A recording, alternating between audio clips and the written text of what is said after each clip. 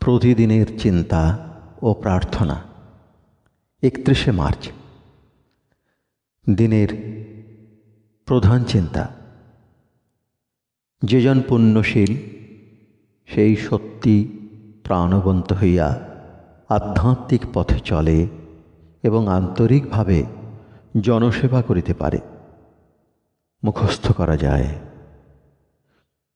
করি আমি তব অনুভব সহ জীবনের ছন্দরূপ, থাকি যবে নিস্তব্ধ গভীরে অন্তরের গুচ্ছ তলে, যেথা ইন্দ্রিয়ের শব্দ আন্দোলন মিলায় বিস্মৃতির অতল গহ্বরে।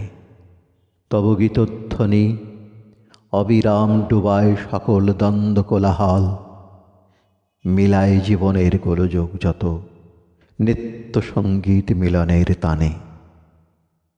উপদেশ, শুদ্ধ চিত্ত ধর্ম প্রাণ যিনি, তিনি কখনো প্রভুত্ব করিতে বা নিজের কণ্ঠস্বর অপরকে শোনাইতে ইচ্ছুক নহেন।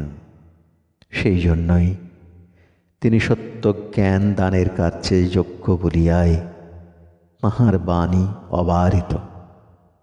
যিনি শুদ্ধাত্মা, তিনি একেবারে স্বার্থ বিরহিত।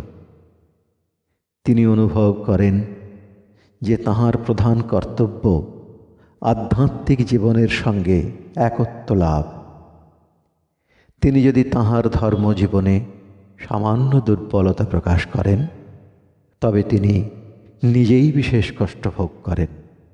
তাঁহার মন স্বাভাবিক উন্নত গতি এবং তিনি পূর্ণ আধ্যাত্মিকতার পথে চলিয়াছেন।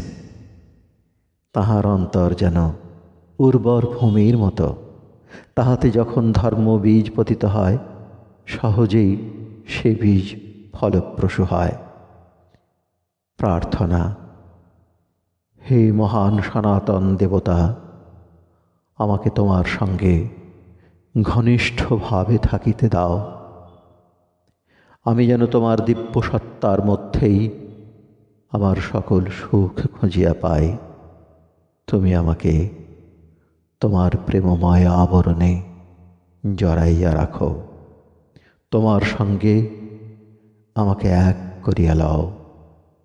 হৃদয়ের সকল অশান্ত ভাবকে শান্ত করো তুমি। মনকে সুমিলিত চিন্তায় ভরিয়া দাও। আমার ভিতরে পবিত্র উন্নত আকাঙ্ক্ষা জাগাও।